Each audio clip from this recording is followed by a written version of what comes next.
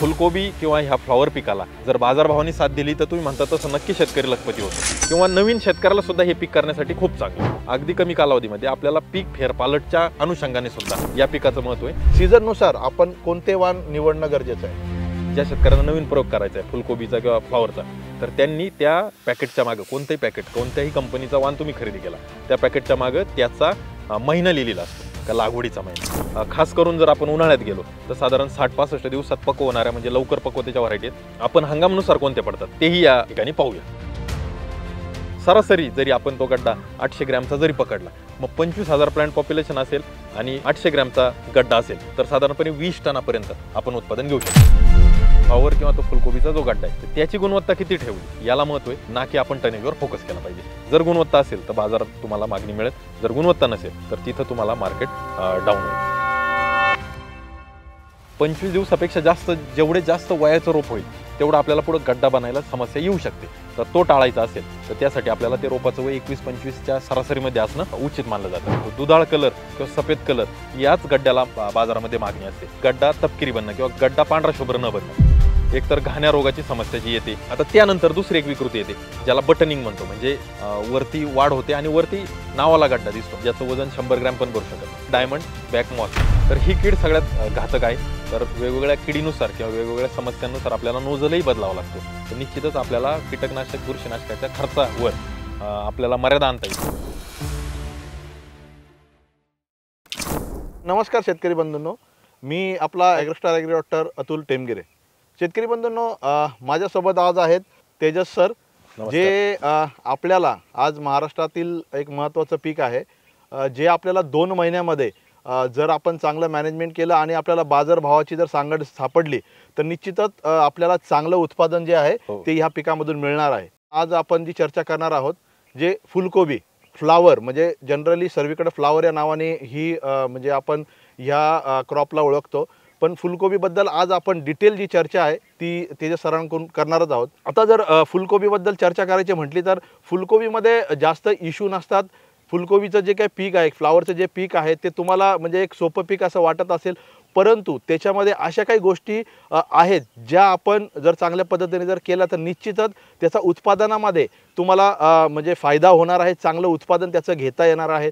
काही छोटे छोटे इश्यूसुद्धा फ्लावरमध्ये येत असतात, ते इश्यू कसे मॅनेज करायचे आणि ते इश्यू येऊ नये म्हणून आपल्याला काय उपाययोजना करणं गरजेचं आहे ते आज आपण तेजस सरांकडून जाणून घेणार आहोत। तर तेजस सर, म्हणजे आता आपण जसं चर्चा केली फ्लावर मध्ये जे आहे किंवा फुलकोबीमध्ये आपण म्हटलो की एक उत्पादन घेणं सोपं आहे, परंतु काही गोष्टी अशा आहेत ज्या आपल्याला लक्ष देणं गरजेचं आहे। तर त्यावर काय तुम्ही प्रकाश टाका। अतुल सर, अगदी तुम्ही बरोबर बोलले की 100रातलं 90% प्रमाण की कधी फेल्युअरचं नाही फुलकोबीमध्ये किंवा फ्लॉवरमध्ये, परंतु बऱ्याचशा केसेस झाल्या की जिथं गड्डाच लागला नाही, काही ठिकाणी गड्डा लागला तर त्या गड्ड्याची गुणवत्ताच आली नाही। मग ह्या गोष्टी मार्केटमध्ये खूप साऱ्या घडल्यात। कंपनीवर केस होणं, नर्सरीवाल्यावर केस होणं किंवा शेतकऱ्यांनी तक्रार आपल्या कृषी विभागाकडे करणं, अशा भरपूर साऱ्या गोष्टी घडल्यात। तर त्या फुलकोबीच्या बाबतीत जास्त आहेत असं मला वाटतं। आणि त्याला कारण काय की आपण योग्य हंगामामध्ये योग्य वाण नाही निवडला तर काय गोष्टी घडू शकतात, किंवा आपण जे नियोजन करत असतो त्यावेळेस वातावरणाचा त्यावर होणारा परिणाम तोही आपल्याला बघावा लागतो। म्हणजे फुलकोबी किंवा ह्या फ्लॉवर पिकाला जर बाजारभावाने साथ दिली तर तुम्ही म्हणता तसं नक्की शेतकरी लखपती होतो, परंतु त्या उपरही वातावरण आणि आपण निवडलेल्या हंगामामध्ये जर जे काही नियोजन करतो त्याचंही आपल्याला काटेकोरपणे व्यवस्थापन करणं गरजेचं आहे। आणि ते जर केलं तर याच्यात अयशस्वी होण्याचा बिलकुल काही संभव नाही। हे यशस्वी होण्यासाठी किंवा नवीन शेतकऱ्याला सुद्धा हे पीक करण्यासाठी खूप चांगलं आहे। आणि याचा दुसरा एक फायदा जो तुम्ही पण मुद्दा मगाशी घेतला होता की 2 महिन्यात म्हणजे साधारण 65 दिवसापासून तर 70-75 दिवसापर्यंत या पिकाचा कालावधी, अगदी कमी कालावधीमध्ये आपल्याला पीक फेरपालटच्या अनुषंगाने सुद्धा या पिकाचं महत्त्व आहे। आणि दुसरं त्याच्याही उपर ज्यावेळेस आपण ह्या पिकाचं उत्पादन करत असतो तर जमिनीमध्ये मोठ्या प्रमाणात ऑर्गॅनिक मॅटर जो आहे किंवा त्याला सेंद्रिय कर्ब म्हणतो तो याच्यामार्फत जात असतो। जसं ऊसाच्या सोबत पाचट येतं तसं फुलकोबी असेल, पत्तागोबी असेल, याच्यातून सुद्धा मोठ्या प्रमाणात जमिनीत आपण सेंद्रिय कर्ब टाकतो। तर तो एक याचा ॲडिशनल बेनिफिट आहे असं मला वाटतं। आणि मग त्या अनुषंगाने आपण या पिकाकडे लक्ष देणं किंवा या पिकाचा विचार आपल्या पीक फेरपालटमध्ये करणं हे महत्त्वाचं आहे। तेजस सर, आता जसं आपण म्हणलो की तुम्ही जसं सुरुवातीला पण म्हटले हंगाम हा खूप महत्त्वाचा आहे, बरोबर। पण म्हणजे शेतकरी असेल किंवा मला पण म्हणजे मी जाणवलं आहे की फुलकोबी हो. हा हंगामासाठी खूप सेन्सिटिव्ह आहे आहे, किंवा नक्कीच. किंवा म्हणजे मार्केटमध्ये विविध वाण म्हणजे अवेलेबल आहेत, परंतु ते वाण हो. त्या हंगामापुरतेच ते मर्यादित असतात. बरोबर. त्याचा जो हंगाम किंवा लागवडीचा जी काय कालावधी आहे तो जर आपण थोडा पुढे मागे केला तर तो गड्डा म्हणजे मार्केट म्हणजे तो गड्डा जो आहे तो बनत नाही प्रॉपर, म्हणजे येत किंवा नाही, गुणवत्ता येत नाही. किंवा बरोबर. गुणवत्ता येत नाही. बरोबर. म्हणजे हा जो इश्यू आहे हा. तो म्हणजे वाण सिलेक्शन मध्ये खूप महत्वाचा आहे. तर म्हणजे सीझन नुसार आपण कोणते वाण निवडणं गरजेचं आहे? हा सगळ्यात महत्त्वाचा पहिला टप्पा आहे. म्हणजे आपण कलिंगड किंवा मिरची पिकामध्ये पाहिलं की रोपांची निवड हा टप्पा महत्त्वाचा होता. वाण तुम्ही तुमच्या पद्धतीने किंवा मार्केटमध्ये चालणारा पॉप्युलर वाण निवड. पण ह्या फुलकोबीमध्ये किंवा ज्या फ्लॉवरमध्ये आपल्याला वाण निवड करायचं आहे. ज्यावेळेस आपण वाण निवड करतो तर एकतर आपण जर समजा अनुभवी शेतकरी असाल तर त्यांचा हंगाम ठरलेला आहे, लागवडीचा वेळ कालावधी सगळं ठरलेलं आहे, त्याच्यात त्यांचा बदल नसतो, ते तो वाण त्या पद्धतीने लावत असतात. पण जे शेतकरी नवीन याच्यात उतरू पाहत आहे किंवा ज्या शेतकऱ्यांना नवीन प्रयोग करायचा आहे फुलकोबीचा किंवा फ्लॉवरचा, तर त्यांनी त्या पॅकेटच्या मागं कोणतंही पॅकेट कोणत्याही कंपनीचा वाण तुम्ही खरेदी केला त्या पॅकेटच्या मागं त्याचा महिना लिहिलेला असतो, का लागवडीचा महिना. बरोबर. उदाहरणार्थ जर एखादं पॅकेट तुम्ही घेतलं, ॲग्रोस्टारचं एक शर्मिलीचं उदाहरण घ्या, त्याच्या मागे पाठीमागं लागवडीचा हंगाम हा जर सप्टेंबर ऑक्टोबर लिहिलाय तर त्याच्या पुढं त्याचं राज्य पण लिहिलेलं असतं. म्हणजे महाराष्ट्रामध्ये सप्टेंबर ऑक्टोबर असेल तर असं आहे की कर्नाटकमध्ये वेगळं पण असू शकतं, गुजरातमध्ये वेगळं असू शकतं, मध्य प्रदेशमध्ये वेगळं असतं. मग आपल्या महाराष्ट्रासाठीचा असलेला रिकमेंडेड हंगाम जर आपल्याला त्याच्यावर पाहता आला किंवा तो जर आपण पाहिला तरच खात्रीशीर आपण त्याच्या लागवडीचा निर्णय घ्यायचा. नर्सरीवाला, दुकानदार किंवा आपला शेजारचा शेतकरी आपल्याला किती सांगितलं का नाही मी लावून पाहिलं होतं आणि दुसऱ्या बदलून हंगामात सुद्धा याचं उत्पादन आलं होतं, तर त्याच्यावर कुठलाही विश्वास न ठेवता फक्त आणि फक्त त्या पॅकेटच्या मागे लिहिलेल्या महिन्यातच लागवड करायची. आणि यानंतर आपण ज्यावेळेस खरेदी करतो त्यावेळेस पक्क्या बिलासह खरेदी करायचं. म्हणजे पुढं जाऊन जे मगाशी आपण बोललो होतो की विविध तक्रारी वगैरे या फुलकोबीमध्ये किंवा ह्या फ्लॉवरमध्ये घडलेल्या आहेत आणि दरवर्षी घडत असतात, तर तसं समस्या आल्यानंतर आपल्याकडे काहीतरी कागदोपत्री पुरावा असावा, यासाठी पक्क्या बिलासह दुकानदाराकडून किंवा नर्सरीवाल्याकडून बिलासहच याची खरेदी करायची, रोपं असतील किंवा बी असेल, आणि आपण लागवड करायची. तो पाठीमागा हंगाम बघायला चुकायचं नाही. हा पहिला टप्पा. यानंतर आपण जे मुख्य हंगाम पडतात म्हणजे या पिकाची जी लागवड होते तर पावसाळी हंगामात मोठ्या प्रमाणात लागवड होते, जो की जून, जुलै, ऑगस्ट, सप्टेंबरचा कालावधी आहे. खास करून सांगायचं झालं तर अहिल्यानगर, संगमनेरच्या आसपासचा जो परिसर आहे तिथं फार प्रचंड मोठ्या प्रमाणात याची लागवड होते. त्यानंतर आत्ता जो चालू हंगाम आहे ज्याला वसंत ऋतू म्हणतात, तर आपला पुणे जिल्ह्याचा काही भाग आहे का जिथं मोठ्या प्रमाणात वसंत ऋतूत लागवड होते, वसंत ऋतू म्हणू शकतो किंवा उशिराची थंडीचा कालावधी म्हणू शकतो, त्यावेळेस मोठ्या प्रमाणात लागवड होते. त्यानंतर नाशिकसारखा भाग आहे जिथं सप्टेंबर, ऑक्टोबर या कालावधीमध्ये मोठ्या प्रमाणात लागवड होते, म्हणजे पावसाळा संपताना. तर अशा वर्षभर अगदी संभाजीनगर असेल, नागपूर असेल, अमरावती असेल, सर्वदूर आपल्याला या फुलकोबीची किंवा या फ्लॉवरची लागवड वेगवेगळ्या हंगामात पाहायला मिळते. मग हंगामानुसार याच्या व्हरायटी आहेत. खास करून जर आपण उन्हाळ्यात गेलो तर साधारण 60-65 दिवसात पक्व होणाऱ्या म्हणजे लवकर पक्वतेच्या व्हरायटी आहेत. आणि जर आपण पावसाळा किंवा हिवाळ्यात गेलो तर 70 ते 75 दिवस म्हणजे तुलनेने थोड्याशा उशिरा पक्व होणारे असे दोन प्रकार यात पडतात. आपण हंगामानुसार कोणते पडतात तेही या ठिकाणी पाहूया. जर आपण उन्हाळी हंगामाचा विचार केला, उन्हाळी हंगामाचं सिंजंटाची 15-22 आहे, ती मार्केटमध्ये खूप चालते. सुपर सिग्रा एक वाण आहे, तोही मार्केटमध्ये उन्हाळी हंगामासाठी खूप प्रचलित आहे. यानंतर पुढे येणारा हंगाम जो पावसाळीचा आहे तर सिंजंटाची 60-99 आहे. त्यानंतर किमया एक वाण आहे, तो पावसाळी हंगामासाठी खूप प्रचलित आहे, जो आत्ता या उन्हाळ्यानंतर जो चालू हंगाम होईल त्यावेळेस आपण याचाही विचार करू शकतो. यानंतर मित्रांनो जो आत्ता चालू हंगाम गेला त्यावेळेस जर तुम्ही विचार केला म्हणजे हिवाळी हंगामामध्ये, तर हिवाळीमध्ये ईस्ट वेस्टची धवल ही खूप प्रचलित आहे. त्यानंतर व्हाईट फ्लॅश एक वाण आहे, शर्मिली एक वाण आहे, तर हे अतिशय प्रचलित आहे. टेट्रिस हा वाण खूप दिवसांपासून मार्केटमध्ये प्रचलित आहे. त्यानंतर गरिमा एक वाण आहे जो की मार्केटमध्ये प्रचलित आहे. तर अशा पद्धतीने आपण हिवाळी हंगामासाठी या वाणांचा विचार करू शकतो. यानंतर जे आपण आत्ता बोललो होतो वसंत ऋतू किंवा ज्याचं लागवड आत्ता चालू आहे सनग्रोची जी 110 आहे, तर ती खूप प्रचलित आहे, जी की वसंत ऋतूसाठी खास करून प्रचलित आहे. तर मित्रांनो अशा पद्धतीने वेगवेगळ्या हंगामात वेगवेगळे वाण आपल्यासाठी उपलब्ध आहेत. परंतु परत एकदा तीच विनंती की जेव्हा वाण खरेदी कराल, नर्सरीमध्ये रोप बुकिंग कराल किंवा दुकानात पॅकेट खरेदी कराल त्यावेळेस त्या पॅकेटच्या पाठीमागं पाहायला विसरू नका. तिथं आपल्याला आपला महिना आणि आपलं राज्याच्या हिशोबाने लिहिलेलं आहे, तर त्यात आपण गफलत करू नका, जेणेकरून पुढं जे काय आपलं उत्पादन आहे त्याचं यश सगळे यावर अवलंबून आहे.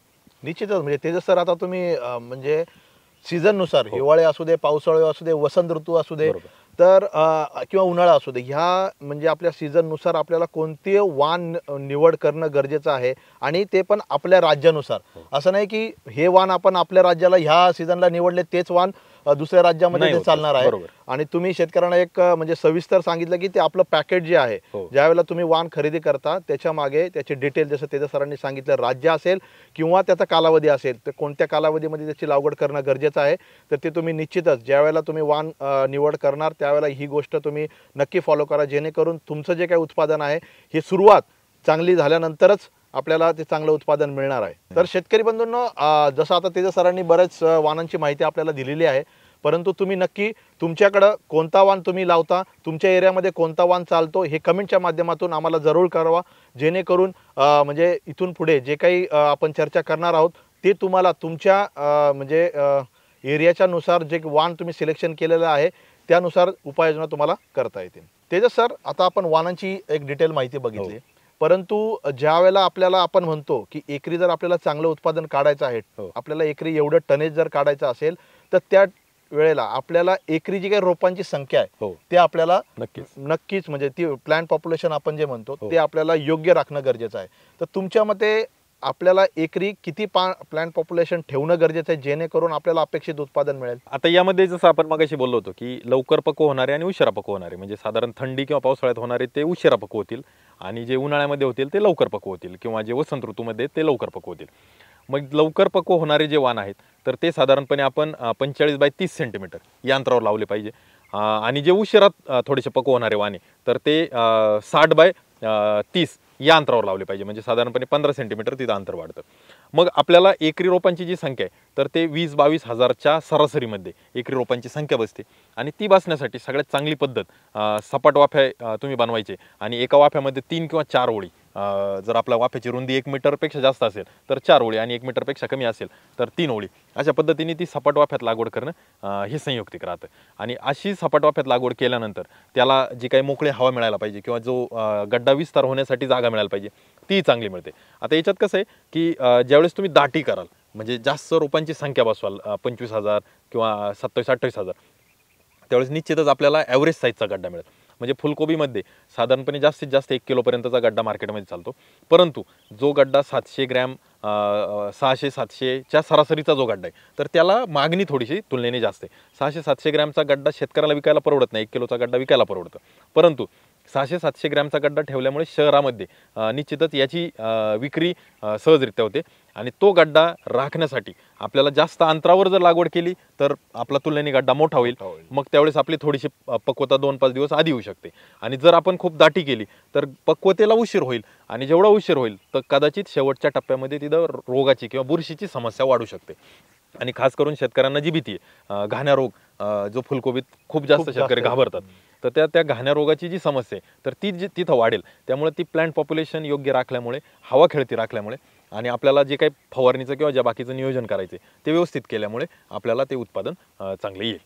तर निश्चितच म्हणजे तेजस सर, तुम्ही आता की जो पिरियड आहे म्हणजे मॅच्युरिटी जो पिरियड असेल त्याच्यानुसार तुम्हाला 2 झाडातलं अंतर किती ठेवणं गरजेचं आहे हे तुम्ही त्या ठिकाणी शेतकऱ्यांना सांगितलं. दुसरी गोष्ट, लागवडीची जी पद्धत आहे म्हणजे सपाट वाफ्यामध्ये आपल्याला लागवड करणं गरजेचं आहे, जेणेकरून आपल्याला एकरी जे काही तुम्ही म्हटले तेवढे प्लांट पॉप्युलेशन आपण व्यवस्थित मेंटेन करू शकतो. आता काही ठिकाणी जिथं पाण्याचा खूप अभाव आहे, म्हणजे कमी लिमिटेड पाणी, तर मग तिथं शेतकरी कदाचित सपाट वाफ्याऐवजी सरीवारंब्यावर पण लागवड करू शकतात. कारण का तर सरीवारंब्यामध्ये काय होतं की आपल्याला पाण्याच्या ज्या पाळ्या आहेत तर त्याचं अंतर वाढवते, तिथं पाणी थांबून राहतं. मग जिथं पाण्याचा अभाव आहे, म्हणजे काय म्हणतो आपण त्याला, मराठवाडा किंवा विदर्भासारख्या ठिकाणी ती पद्धत चालू शकते.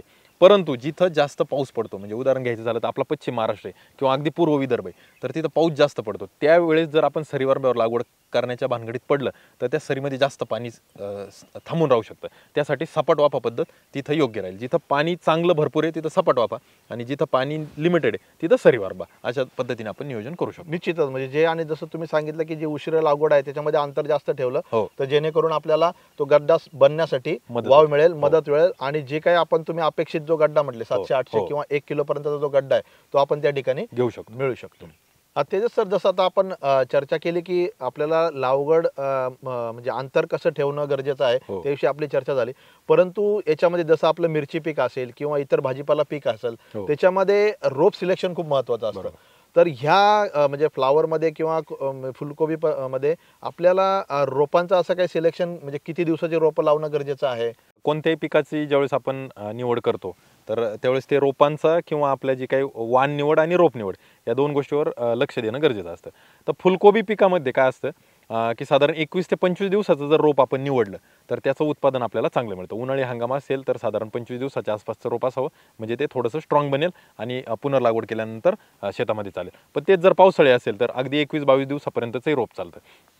यामध्ये क्रायटेरिया काय की आपलं जे काही ट्रे आहे रोपांचा ट्रे, तर तिथं 107-109 पर्यंत कप असतात. म्हणजे तिथं कपाची साईज एकदम छोटी असते. तर ती कपामध्ये मुळी पूर्ण कप कव्हर नाही केला त्यावर लक्ष द्यायचं. साधारण एक 20% जागा तरी ती शिल्लक पाहिजे. त्यावेळेस आपल्याला ते पुनर्लागवडीला घ्यायचे आणि 21-25 दिवसाच्या आसपासचं रोप योग्य.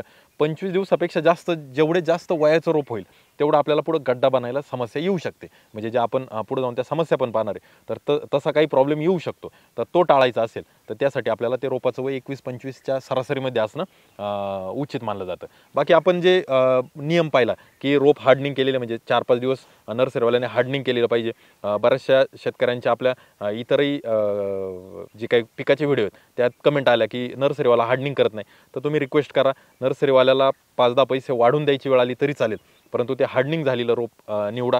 4 ते 5 दिवस हार्डनिंग जर याला झालं तर ते रोप तुमच्यासाठी चांगले आहे. आणि बाकीचं जो काही आहे कीड रोग आपल्याला पाहून घ्यायचं आहे. त्या रोपाचा जो चालणारा शेंड आहे किंवा मधलं पान आहे, तर तिथं किडीमुळे त्या पानाला काही स्क्रॅच किंवा त्या पानाला वेडेवाकडे होणं किंवा पानाला काही डॅमेज केला आहे का, तर ते बघून घ्यायचे. निरोगी सशक्त रोप आपण निवडा जेणेकरून आपलं उत्पादन आपल्याला चांगलं मिळेल. ओके, म्हणजे रोप निवड करताना आपल्याला 21 ते 25 दिवसावयाचंच रोप आपल्याला शक्यतो ते आणणं घ्यायचं. गरजेचं आहे, लावणं गरजेचं आहे. आणि जास्त वयाचं रोप असेल तर या ठिकाणी आणून सुद्धा त्याचा आपल्याला होणार फायदा नाही. होणार नाही आणि अपेक्षित उत्पादन नाही मिळणार नाही. तर शेतकरी बंधूंनो, निश्चितच रोप सिलेक्शन करताना जे तेजस सरांनी जसं सांगितले त्या वयाचंच रोप आणा.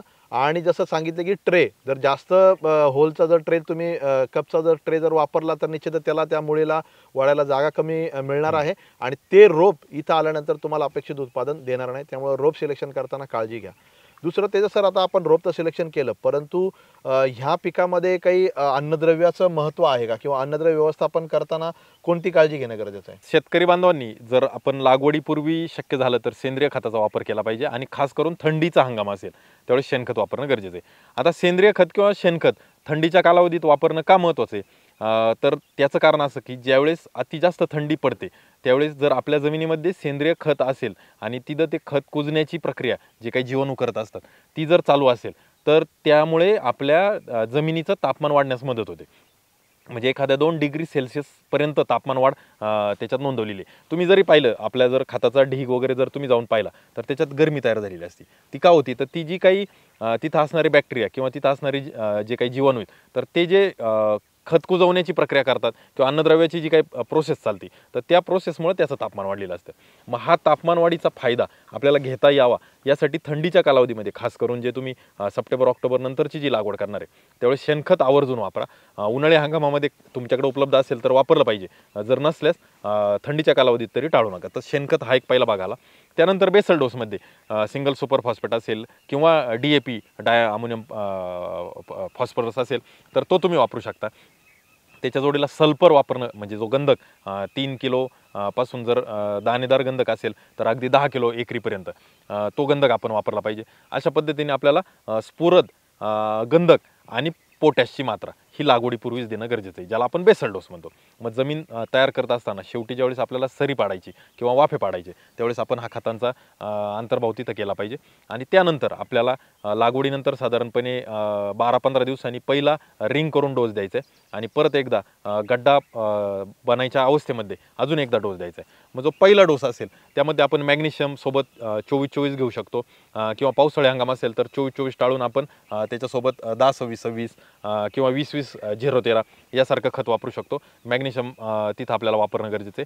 आणि परत ज्यावेळेस गड्डा बनत असतो त्यावेळेस गड्डा बनत असताना एकदा 10-26-26चा वापर आपल्याला करायचा आहे. त्याच्यासोबत आपण जे काही गंधक असेल, जर आपण पावसाळ्यात आणि हिवाळ्यात असेल तर गंधकचाही तिथं वापर करणं गरजेचं आहे. तर अशा पद्धतीने आपल्याला 2 किंवा 3 डोस देणं गरजेचं आहे. नत्रयुक्त जे खतं आहे तर त्याचा वापर आपण दुसऱ्या आणि तिसऱ्या डोसलाच करायचा आहे. फुलकोबी पीक किंवा जे फ्लॉवर पीक आहे तर याला नत्रयुक्त खताची गरज असते, परंतु अति जास्त नत्र याला मानवत नाही.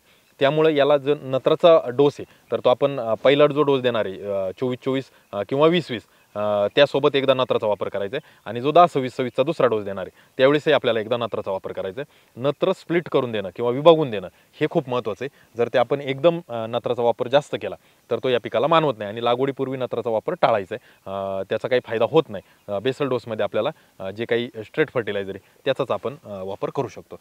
अशा पद्धतीने आपल्याला हे नियोजन करायचे आणि फवारणीतून काही अन्नद्रव्य असतील म्हणजे सुरुवातीच्या अवस्थेत 19-19 सारखा ग्रेड असेल किंवा गड्डा बनत असताना जो काही आपल्याकडं 10-20-20 प्लस मॅग्नेशियम सारखा ग्रेड आहे किंवा 042-47 सारखा ग्रेड आहे तो वापरायचा आहे. गड्डा पक्वतेच्या अवस्थेमध्ये जो 6049 सारखा ग्रेड आहे 13-045 सारखा ग्रेड आहे त्याचा वापर करायचा आहे.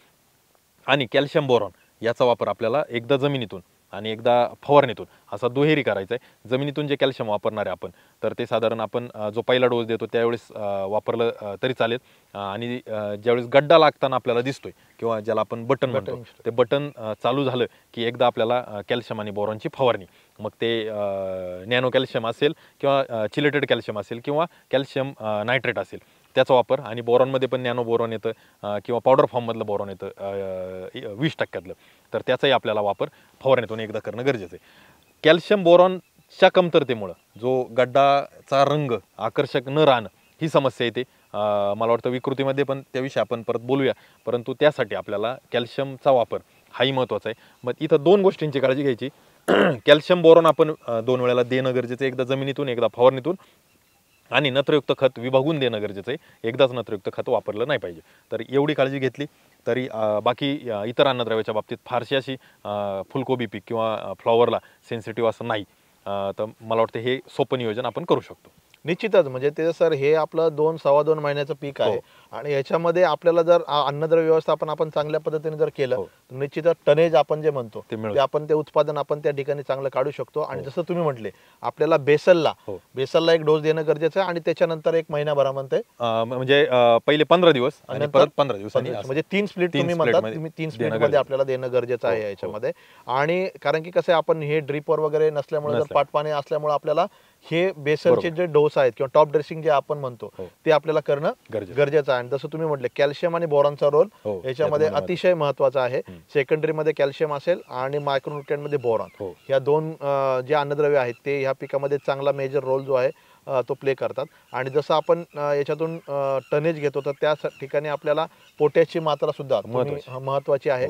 आणि शेतकरी बंधूंनो जसं आपल्याला पण माहिती आहे की पोटॅश आपण ज्या वेळेला अप्लाय करतो ते जवळजवळ 45 दिवसानंतर लागू होत असतं.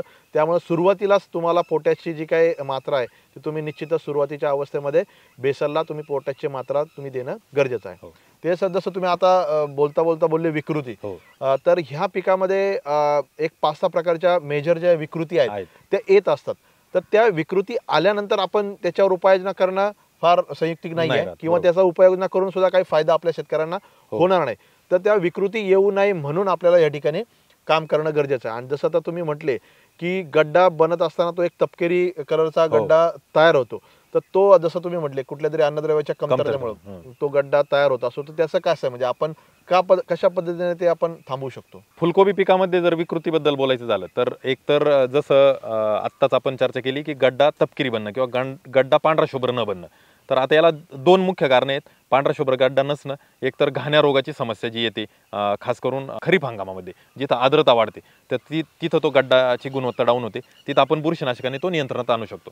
परंतु दुसरी जी समस्या आहे की 12 महिने ज्यावेळेस इतरही हंगामामध्ये आपण फुलकोबीचं पीक घेत असतो त्यावेळेस जसा गड्डा पक्वतेला येतो तसं त्याचा पांढरा कलर डाऊन होतो आणि तपकिरी कलर म्हणा पिवळसर कलर म्हणा तो कलर यायला लागतो. दुधाळ कलर किंवा सफेद कलर याच गड्ड्याला बाजारामध्ये मागणी असते. मग त्यासाठी आपल्याला कॅल्शियम बोरॉन तिथं पूर्तता केली पाहिजे. खरा याच्यात रोल बोरॉनचा आहे परंतु कॅल्शियम सोबतच बोरॉनचं वन चांगलं होतं किंवा बोरॉन सोबतच कॅल्शियमचं वन चांगलं होतं. हे दोन्ही एकमेकाचे मित्र आपण हे म्हणू शकतो अन्नद्रव्य म्हणू शकतो. मग त्यासाठी आपल्याला या दोघांचाही वापर करणं गरजेचं आहे. मग चिलेटेड कॅल्शियम प्लस बोरॉन हा एक ऑप्शन आपल्याकडे आहे. जमिनीतून देतो त्यावेळेस आपण कॅल्शियम नायट्रेट देऊ शकतो. तर तो तपकिरी गड्डा टाळण्यासाठी ही एक गोष्ट आहे. दुसरं असं की बाजारामध्ये काही व्हरायटी येतात की ज्याला ब्लांचिंग म्हणतो आपण म्हणजे ते जे पान जे आहेत तर ते गड्डा झाकून घेतात आणि ते नॅचरल ब्लांचिंग काही व्हरायटीला आहे चांगलं. जसं की तुम्ही ॲग्रोस्टारची शर्मिली पाहिली तर खूप ब्लांचिंग आहे म्हणजे तुम्हाला तो गड्डा अक्षरशः ती पानं बाजूला करून शोधावा लागतो. तर असं ब्लांचिंग असलेले जर वाण निवडले तर हा पिवळसरपणाची समस्या म्हणजे वातावरणात होणारे बदल तिथं कमी परिणाम करतात. मग आता जुन्या काळात एक पद्धत होती की ब्लांचिंग हाताने केलं जायचं, म्हणजे ज्याचं बटन तयार झालं तिथं जाऊन ब्लांचिंग करायचं आणि मग त्याला त्या रबर बँडनी ते पॅक करायचे आणि त्याला त्या रंगाचे रबर वापरायचे. म्हणजे उदाहरणार्थ पहिल्या दिवशी आपण हिरवा रबर वापरला, त्यानंतर तिसऱ्या चौथ्या दिवशी परत ब्लांचिंग करायला गेलो पिवळा वापरला, त्यानंतर लाल वापरला. मग त्यानुसार त्या हार्वेस्टिंग पण त्यानुसारच व्हायची. म्हणजे साधारणपणे फुलकोबीमध्ये 2 किंवा 3 राऊंडमध्ये हार्वेस्टिंग होते, तर ती त्यानुसार केली जायची. आजकाल ती पद्धत राहिली नाही, मजूर अभावी आपण ती टाळतो. आणि काही वाण पण असे आलेले आहेत, जसं मी शर्मिलीचं उदाहरण दिलं तसे बाजारात भरपूर सारे वाण आहेत की ज्यामध्ये ब्लांचिंग चांगली होते आणि ती ब्लांचिंग जर झाली तर आपल्याला तर गड्ड्याची गुणवत्ता राहते. मग कॅल्शियम बोरॉन नंतर हा ब्लांचिंग एक महत्त्वाचा फॅक्टर आहे, त्याच्यावर आपण लक्ष दिलं पाहिजे. आता त्यानंतर दुसरी एक विकृती येते ज्याला बटनिंग म्हणतो. म्हणजे जो गड्डा गोल गरगरीत गड्डा न बांधता सरळ असा वरती वाढ होते आणि वरती नावाला गड्डा दिसतो, म्हणजे अगदी छोटा गड्डा ज्याचं वजन 100 ग्रॅम पण भरू शकत नाही. तर ही बटनिंग समस्या काय येते, तर जे आपण रोपांच्या बद्दल बोललो होतो की साधारण 25 दिवसाच्या पुढची रोपं निवडायची नाही. जर रोपं ओव्हर मॅच्युअर असतील, 30, 32, 35 दिवसाची रोपं जर तुम्ही निवडली तर कदाचित तुम्हाला ही बटनिंगची समस्या येऊ शकते. गड्डा न बांधता सरळ वरती येतं आणि खाली मोठा पोर्शन वाढल्यानंतर वर नावाला एक छोटासा गड्डा बनतो, तर तो खूप छोटा असतो. तर त्यामुळे ती एक समस्या येते. दुसरं असं की नत्रयुक्त खतांचा तुम्ही अतिरिक्त वापर केला, जे आपण बोललो होतो की स्प्लिटमध्ये, कारण नत्र हे एकमेव असं खत आहे की युरिया असेल किंवा अमोनियम सल्फेट असेल ते तुम्ही वापरल्या पिकाला लागू होतं. मग जर इतकं इमिजिएट लागू होतं तर ते खत तुम्ही एकदम न वापरता 2 किंवा 3 टप्प्यात जर देऊ शकले तर तुम्हाला निश्चितच त्याचा फायदा जाणवेल. आणि खास करून खरीप हंगामामध्ये आपल्याला तो नियंत्रित स्वरूपात देणं गरजेचं आहे, कारण वातावरणामध्ये जी काही एक जे वातावरण असतं किंवा जे विजा चमकल्यामुळे जो काही मुक्त नत्र होतं तर तेही मुळांद्वारे पिकाला मिळत असतं. तर त्यामुळे आपल्याला तिथं तो विचार केला पाहिजे. म्हणजे साधारण नत्राचे 2च डोस आपण खरीप हंगामात करू आणि रब्बी आणि समरमध्ये गरज पडली तर 3 डोस करू. अशा पद्धतीने आपल्याला ते एक नियोजन करायला लागतं. मग तो गड्डा न बांधता जे बटनिंग होतं तर रोपांची निवड तुम्ही चांगली करा. नत्राचं जे काही प्रमाण आहे तर ते तुम्ही टप्प्याटप्प्याने द्या. आणि तिसरा महत्त्वाचं म्हणजे तुमच्या जमिनीमध्ये किंवा तुमच्या प्लॉटमध्ये जी आर्द्रता म्हणतो किंवा जे मॉइश्चर म्हणतो तो योग्य मेंटेन करा. बऱ्याच वेळा असं होतं की शेतकरी वारंवार पाणी देत राहतात. अतिरिक्त पाणी झाल्यामुळे किंवा सारखं तिथं मॉइश्चर राहिल्यामुळे, वापसा कंडिशन न राहिल्यामुळे म्हणजे शेतकऱ्याच्या मनामध्ये जो पाणी देण्याविषयीचा जो काही संभ्रम आहे तर तो निश्चितच कलिंगड पिकामध्ये आपण खूप त्याच्यावर सविस्तर बोललो. ठिबकच्या पिकांमध्ये वेगळा नियम आहे, फ्लडच्या पिकांमध्ये वेगळा नियम आहे. ज्यावेळेस आपण पाणी देतो तर त्यावेळेस ते पीक ते पाणी किंवा त्या पाण्यातून अन्नद्रव्य घेऊ शकत नाही जोपर्यंत तिथं ऑक्सिजन येत नाही, म्हणजे तिथं प्राणवायू येत नाही. तर जसं जसं तिथं ऑक्सिजन यायला चालू होईल म्हणजे वापसा कंडिशन बनेल, ती कंडिशन फेवरेबल असते आणि जितके जास्त दिवस वापसा राहील तितके दिवस ते पीक चांगलं हेल्दी किंवा टवटवीत दिसेल. तर ती वापसा कंडिशन जितके जास्त दिवस ठेवाल तितकं ती बटनिंगची समस्या कमी होईल. ती ही झाली दुसरी विकृती. तिसरी एक विकृती येते जी अन्नद्रव्याच्या कमतरतेमुळे परत एकदा मॉलिब्डेनमची जर कमतरता आली फुलकोबीमध्ये किंवा फ्लॉवरमध्ये तर जी पानं आहेत तर त्याला खाली साईडची जी पानं आहे तर खाली त्याला फक्त दांडी असते आणि वरतीच त्याला नावाला पान आलेलं असतं. त्याला व्हिपटेल पण लोक म्हणतात, म्हणजे चापकासारखं ते दिसतं, चापकासारखं दिसतं म्हणजे खाली दांडी आणि वरती त्याला पुढं हे. तर ती समस्या मॉलिब्डेनमच्या कमतरतेने येते. तर मग तुम्ही स्वतंत्र मॉलिब्डेनम काही शेतकरी वापरतात. मॉलिब्डेनमचा डबल फायदा आहे की मॉलिब्डेनमच्या वापरामुळे नत्राचा अपटेक चांगला वाढतो. तर शेतकरी तो मॉलिब्डेनम सेपरेटली वापरू शकतात. अमोनियम मॉलिब्डेट नावाने येतं, सोडियम मॉलिब्डेट नावाने बाजारामध्ये मॉलिब्डेनम युक्त घटक येतात. परंतु त्याला दुसरा पर्याय थोडंसं कमी प्रमाणात परंतु मॉलिब्डेनम देणारे आणखीन 2 पर्याय आहेत, जसं की न्यूट्रिप्रो ग्रेड 2 म्हणजे जे चिलेटेड मिक्स मायक्रोन्युट्रिएंट जे आहे तर त्यातही 0.1% मॉलिब्डेनम जातं. ते तुम्ही फवारणीतून वापरू शकता. त्यातला ग्रेड 2 बोलतोय मी. दुसरा 2 नंबरचा जो ग्रेड आहे त्यातच मॉलिब्डेनम येतं. त्यानंतर बाजारात ग्रेड 10 पण येतो, जो न्यूट्रिप्रो फ्लो ग्रेड 10 म्हणून आपल्याकडे आहे. तर तो जो ग्रेड 10 आहे त्यामध्ये पण झिंक आहे, फेरस आहे आणि मॉलिब्डेनम आहे. तर हे मॉलिब्डेनम युक्त जे काही घटक आहेत तर त्याची फवारणी आपण 19-19 किंवा जे काही 12-61 सारखे जे आपण विद्रव्य खतांची फवारणी करणार आहे किंवा 10-20-20 असेल किंवा 6049 असेल यामध्ये त्याचा अंतर्भाव जर केला तर निश्चितच आपल्याला ती समस्या कमी होईल. न्यूट्रिप्रो ग्रेड 2 जर फवारलं तर त्यात बोरॉन पण आपल्याला जाईल, मॉलिब्डेनम पण जाईल. तर अशा पद्धतीने आपल्याला त्या विकृतीचं व्यवस्थापन करता येईल. आता शेवटची विकृती जी महत्त्वाची, जो रेसिनेस येतो. रेसिनेस म्हणजे त्या गड्ड्यावर एकतर गुलाबी मधीच हे वाढलेले असतात केसाळ रचना किंवा तपकिरी केस आलेले असतात किंवा पिवळसर केस आलेले असतात.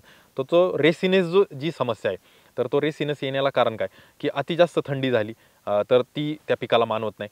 मग हे एक पहिलं कारण. दुसरं की तुम्ही त्याची लागवड योग्य हंगामात केली होती का? म्हणजे जर तुम्हाला सिंजंटाची 15-22 जर तुम्हाला पावसाळ्यात लावायची, तर ती पावसाळ्यात न लावता तुम्ही उन्हाळ्यात लावली असेल तर ती समस्या येऊ शकते. किंवा धवल ही जी आहे तर ती हिवाळ्यातला वाण आहे, तो हिवाळ्यात न लावता तुम्ही उन्हाळ्यात लावला असेल तर ती समस्या येऊ शकते. तर त्यासाठी आपल्याला काळजी घ्यायची की आपला जो वाणाची निवड आहे तर ती योग्य हंगामात झाली पाहिजे. म्हणजे हा रेसिनेस किंवा ते गुलाबी होणं, पिवळसर होणं हे होत नाही. दुसरं असं की आपण जे काही अन्नद्रव्य व्यवस्थापन करतो तर ते आपल्याला व्यवस्थित केलं पाहिजे. अतिरिक्त अन्नद्रव्य म्हणजे जे आपण 3 टप्प्यात डोस सांगितले ते एकदाच न देणं, हे एक त्या मागचं एक मुख्य कारण आहे. तर या जर गोष्टी केल्या तर रेसिनेसची पण समस्या आपल्याला येत नाही. आणि हे ज्या काही 2-3 विकृती आहेत जेणेकरून आपण एवढी मेहनत केल्यानंतर बाजारात ज्यावेळेस गड्डा विकायला जातो किंवा ज्यावेळेस गड्डा पकवतो त्यावेळेस आपल्याला काही ना काही त्यात जी कमतरता किंवा उणीव राहते, त्यामुळे त्याला बाजारभाव भेटत नाही आणि मग बरोबर त्यावेळेस नेमकं मार्केट वाढलेलं असतं. तर या समस्या येऊ नये म्हणून हे प्रतिबंध करणं हे खूप महत्त्वाचं आहे. जी गोष्ट तुम्ही मगाशीच नमूद केली की प्रतिबंधातूनच आपण याच्यात वाचवू शकतो. याला आल्यानंतर व्यवस्थापन करायला गेलं किंवा सुधारवण्यासाठी प्रयत्न केले तर कदाचित त्याचा उपयोग होणार नाही, असं मला वाटतं. निश्चितच म्हणजे तेजस सरांनी आता आपल्याला डिटेल म्हणजे जे काय विकृती फुलकोबीमध्ये येतात त्याचं डिटेल डिस्क्रिप्शन या ठिकाणी तेजस सरांनी आपल्याला सांगितलेलं आहे.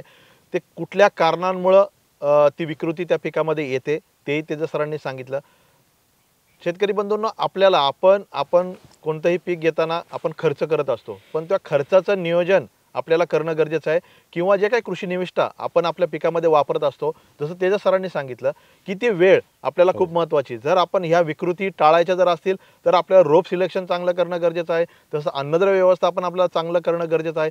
तरच किंवा हंगाम असेल तरच आपण ह्या ज्या काही विकृती फुलकोबी पिकामध्ये येतात ते आपण टाळू शकतो. आल्यानंतर आपल्याला याच्यावरती काही उपाययोजना नाहीये आणि तुम्ही तोपर्यंत तुमचा जो काही खर्च आहे तो त्या पिकामध्ये होऊन गेलेला असतो आणि मग त्या ठिकाणी तुम्हाला नुकसान जे आहे ते सहन करावं लागेल. त्यामुळे ह्या विकृती टाळण्यासाठी प्रतिबंधात्मक उपाययोजना तुम्हाला या ठिकाणी करायच्या आहे. ते सर, आता आपण सर्व गोष्टीची चर्चा केली, लागवड असेल, हंगाम असेल, वाण असेल किंवा हे विकृती असेल. परंतु आता हे पीक ज्या वेळेला काढणीला येतं तर काढणीच्या वेळेला आपल्याला काही असं वेगळ्या पद्धतीने त्याचं उपाययोजना करणं गरजेचं आहे किंवा जसं तुम्ही मगाशी सांगितलं की वेगवेगळ्या पद्धतीचे जे बँड लावून शेतकरी त्या टायमिंगला 2 किंवा 3 हार्वेस्टिंग करत होते आणि हे करताना आपल्याला एक साधारणतः आपण जर तुम्ही प्लांट पॉप्युलेशन जे सांगितलं साधारणतः ॲव्हरेज किती उत्पादन याच्यातून आपण घेऊ शकतो? फुलकोबीचं ज्यावेळेस काढणी करतात तर त्यावेळेस शेतकरी प्लॉटमध्ये फिरून, आता जे अनुभवी शेतकरी तर त्यांच्याकडे असणारे जे कायमस्वरूपीचे मजूर आहेत तर ते फिरून तो गड्डा काढत असतात. साधारणपणे 700-800 ग्रॅमचा किंवा ज्याला कॉम्पॅक्ट असा जो गड्डा बनलाय तर तो आयडेंटिफाय करतात आणि मग त्याची काढणी करतात.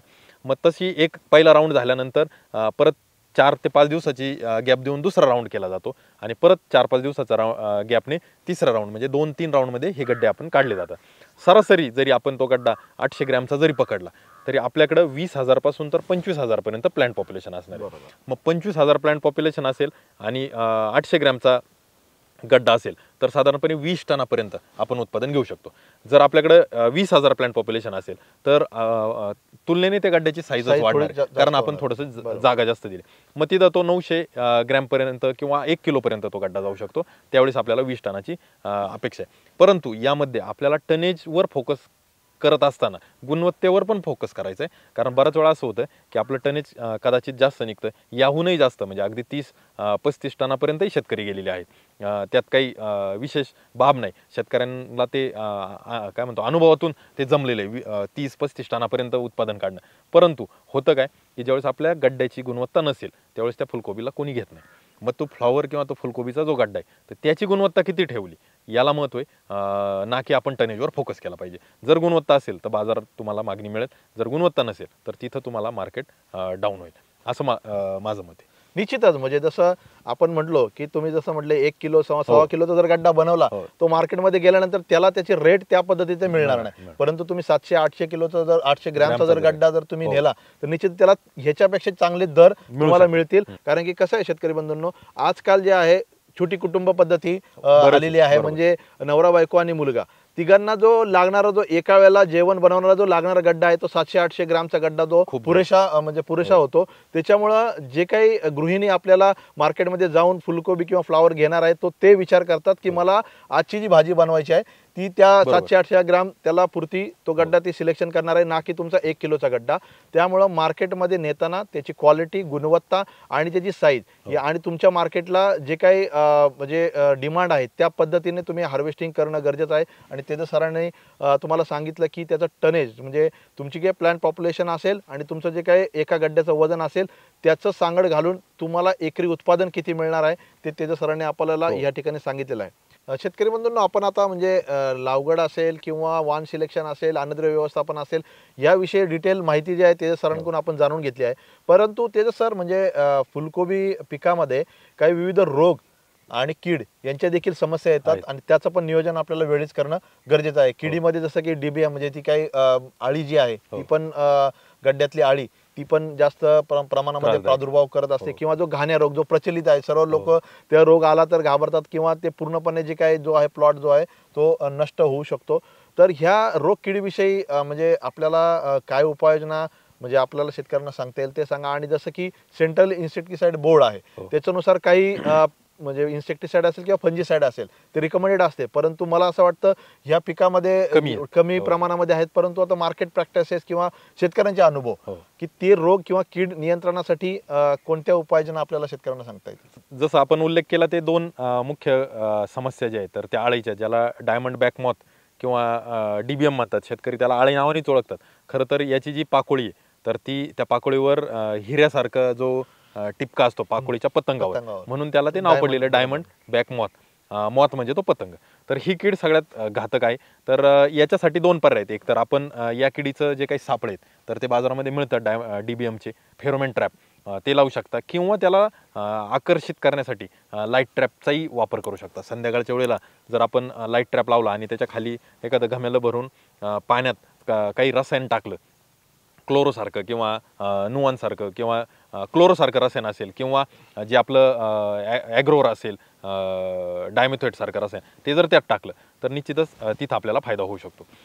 हे झाला पद्धती ज्यावेळेस आपण प्रतिबंधात्मक करायची. जर थोडीफार आपल्याला याच्यात समस्या जाणवली तर डायमंड बॅकमॉथची आळी जी आहे तर ती आपल्याला ओळखायची कशी, की पानांवर ती मोठ्या प्रमाणात पानं खाते, पानाच्या पाठीमागे राहून ती पानं खाते, परंतु पान पूर्ण न खाता पानाचा पाठीमागचा पोर्शन खाते. बाकी आणि त्या पानाच्या वरून जर तुम्ही पाहिलं तर आपल्याला पेपर सारखं किंवा भुरकट झालेलं कागदासारखं ते पान दिसतं. आणि ती झुंडीनी अटॅक करते, म्हणजे एक एक दोन दोन आळी नसते तर तिचा पूर्ण समूह असतो. तर अशा पद्धतीची समस्या जर आपल्याला आली त्या डीबीएमची तर त्यासाठी आपल्याला सुरुवात दिसतात आपल्याला कीटकनाशकाची फवारणी घ्यायची. यासाठी जसं तुम्ही बोलले होते की सेंट्रल इन्सेक्टिसाइड बोर्ड कडून नसेल रिकमेंडेशन, पण शेतकऱ्यांना जो चांगला अनुभव आला तर ते जे मार्केटमध्ये प्रचलित आहे इव्हिसेंट त्याचा खूप चांगला रिझल्ट आहे. त्यानंतर इमामेक्टिन बिनझोएट त्याचाही खूप चांगला रिझल्ट आहे. यानंतर फ्ल्युबेंडामाइड सारखं कीटकनाशक असेल किंवा फ्ल्युबेंडामाइड आणि थायक्लोप्रिड याचं संयुक्त कीटकनाशक असेल तर यांचे चांगले परिणाम जाणवतात. परंतु फक्त काळजी एकच घ्यायची, ज्यावेळेस डीबीएमचा प्रादुर्भाव असेल तर तो तुमच्या फुलकोबीच्या ज्यावेळेस गड्डा बनायची अवस्था असेल त्यावेळेस जर हा प्रादुर्भाव असेल तर त्यावेळेस आपण फवारणी करत असताना बऱ्याच वेळेला आपला जो फवारणीचा पंपाचा जो नोजल आहे तर त्याला साईडने होल असतात, 4 होल किंवा 6 होल जे साईडने असतात. आणि ज्यावेळेस तुम्ही फवारणी करायला जाता तर ती फवारा बाहेर जातो आणि गड्ड्यामध्ये फवारा जातच नाही. म्हणजे जिथं खरोखर आळीला आपल्याला जिथं प्रादुर्भाव आहे तिथं आपल्या कीटकनाशकाचं टार्गेट होत नाही आणि ते टार्गेट आपल्याला दुसरीकडे जाणवतं.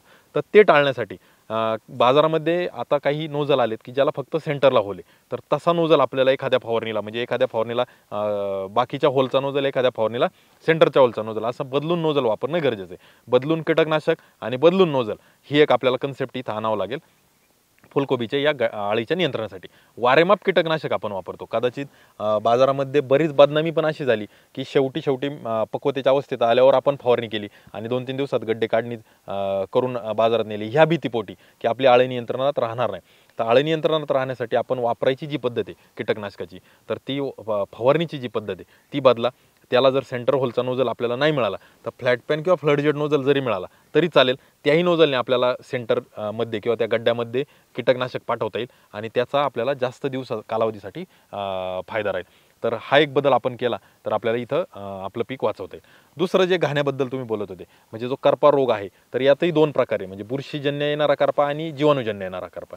ज्यावेळेस आर्द्रता फार मोठ्या प्रमाणात असते किंवा पावसाचं वातावरण असतं त्यावेळेस जीवाणूजन्य करप्याची शक्यता वाढते. आणि ज्यावेळेस आर्द्रता जास्त आहे परंतु पावसाचं वातावरण नाही त्यावेळेस आपला बुरशीजन्य करप्याची समस्या जास्त आहे. या करपा रोगासाठी आपण कॉपरयुक्त जे काही बुरशीनाशक आहेत तर त्यांचा वापर करू शकतो.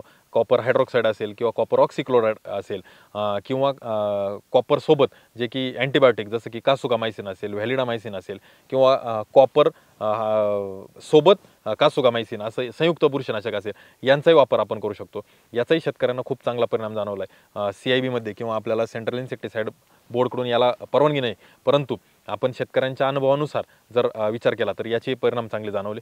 फक्त एकच आहे की ज्यावेळेस गड्डा पक्वतेची अवस्था येईल त्यावेळेस कॉपरयुक्त बुरशीनाशक वापरायला निर्बंध येतात, कारण कदाचित ते निळे डाग त्या कॉपरयुक्त बुरशीनाशकाचे त्या गड्ड्यावर राहू शकतात. जिथं ब्लांचिंग चांगलं झालंय तिथं हरकत नाही, परंतु जिथं ब्लांचिंग नाही, पानाने गड्डा कव्हर केलेला नाही, तिथं आपण फवारणी करत असताना ही काळजी घेणं गरजेचं आहे.